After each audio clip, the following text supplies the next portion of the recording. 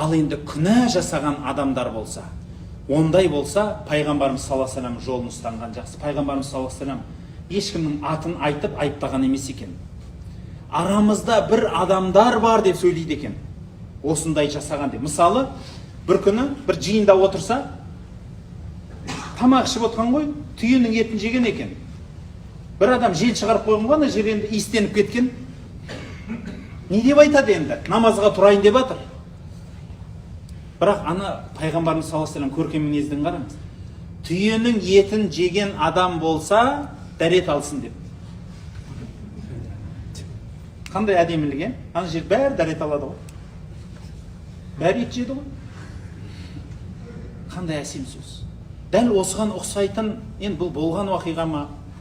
Хасан мен Хусейн туралы да айтады ғой, бір адам дұрыс емес дәрет алады екен. Соған әдемі қылып дәрет алуды көрсетуі. Пайғамбарымыздың өзінде де дәл сондай бар. Бір мешітте отырса, бір иемендік, таудан түскен бір адам, енді тәрбие көрмеген, кәдімгі сөйтіп өскен адам ғой, енді тауда аюменен аю болып өскен адам ғой. Келеді де айтады ғой, пайғамбарымыз тіке қарап айтады. Сен Абдымұтталиптің баласысың ба дейді. Иә дейді. Сен не туралы айтып жүрсің жұртқа дейді. Аллаға иман келтіру туралы. 5 парыз айттың ба? Иә дейді. Қандай, мынандай. Болды. Сен қалай айттың, солай істесем мен жәннатимын ба? Иә, болды, кетіп қалады. Болды, басқа сұрау жоқ қой, ойласаңшы. Отырады. Сөйтеді, ана жерде отырады да дәрет сындырғысы келіп кетеді. Таудың адамы ғой. Тұрады да, мешіттің бұрышына барады да, кіші дәретке ұра салады ғой сол жерде. Жұрт деген ду ата қалады ғой. Ол біз сияқты ғой, адам ғой. Дәл бізде сөйтетін ек қой, эмоция, көрдіңіз ба? Бірден бұрқ ата қалды да, сөйтіп айтады, ей, дегенде пайғамбарымыз саллаллаху алейхи вассалам айтады, тоқтаңыздар. Бітірсін дейді ғой енді. Сіз өзіңіз ойлаңызшы, кіші дәретке барып бастаған адам тоқтай ала ма? Тоқтаса өзін де білдіреді ғой одан сайын, дұрыс па? Қоя тұрыңдар енді дейді да, бастап қойды ақыр, бітірсін дейді да, бітірсін. Бітіреді тірлігін. Сосын енді бір шелек су алып келіңдер да, анау үстіне сеуіп жіберіңдер дейді, ана жерде дейді, тазарды. Ол жер жуып тастайды шелек сумен. Ол проблема жабылды да, болды, мешіт таза. Енді әлгі адамның қылығы қалды ғой.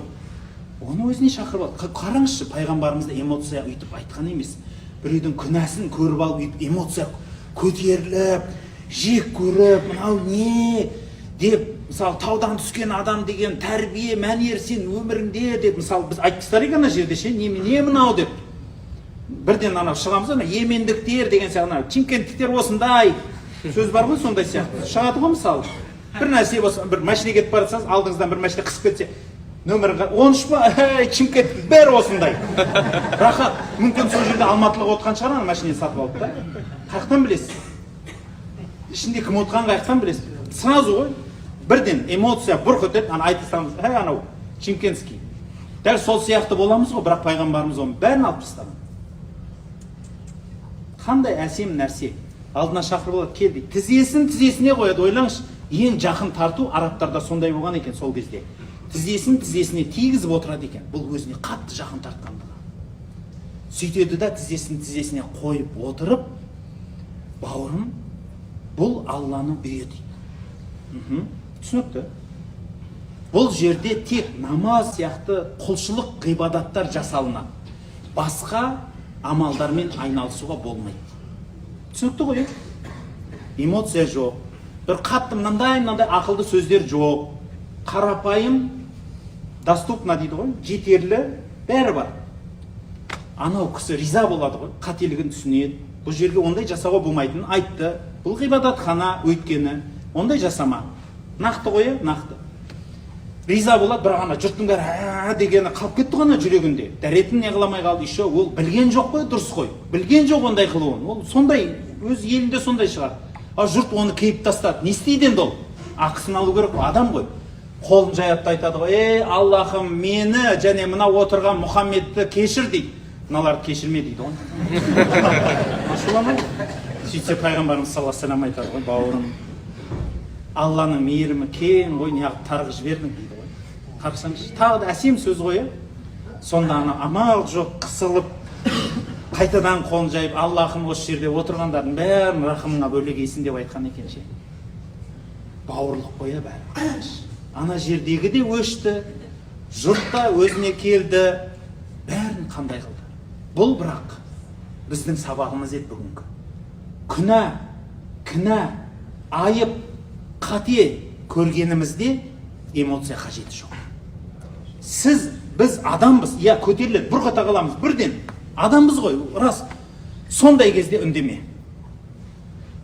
Бас ананы, құрт. Ол шайтан, ол көтеріп атқан.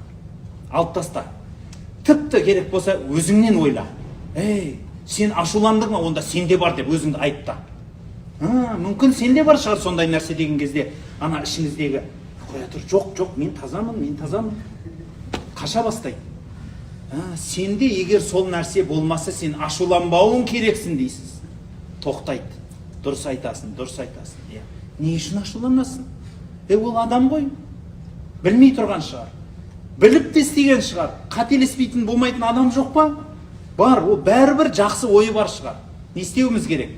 Эмоцияны алдыңыз, сосын барып айтыңыз. Бауырым, осындай болды, мына нәрсең дұрыс болмады. Менің ойымда. Қабылдады. Қабылдамады, бәрібір эмоция керек жоқ. Мақсат, сіз айта салысымен бәрі қабылдай беру керек емес. Нұх пайғамбар 950 жыл уағыз қылған. Сонда 40 адам иманға келді дейді. Ең көп риуаят 70 адам дейді.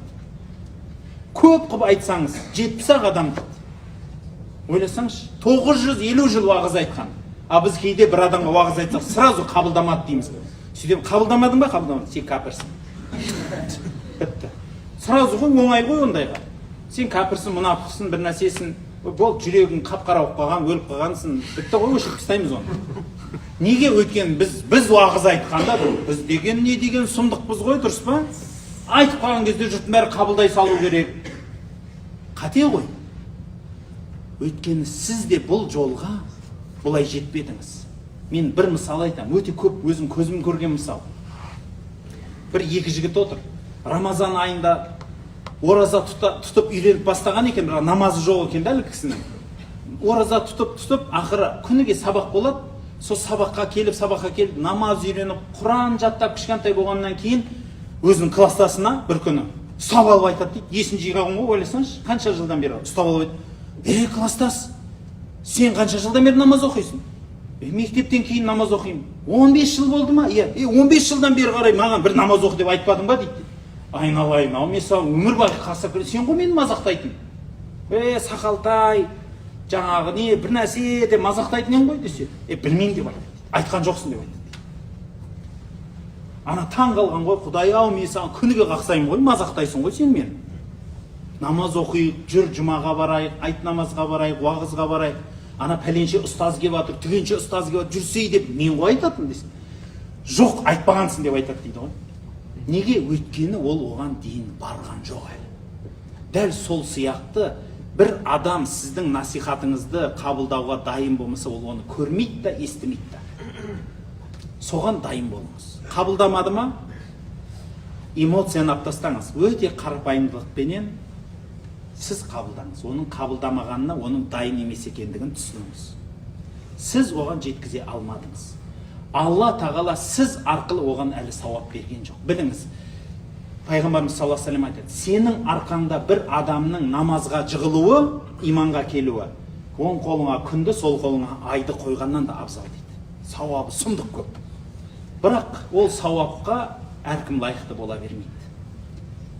Сондай қымбат сауап екен, ондай болса, сол сауапқа лайықты болу үшін де Құдайдан сұрау керек. Сіз соған лайықты болуыңыз керек.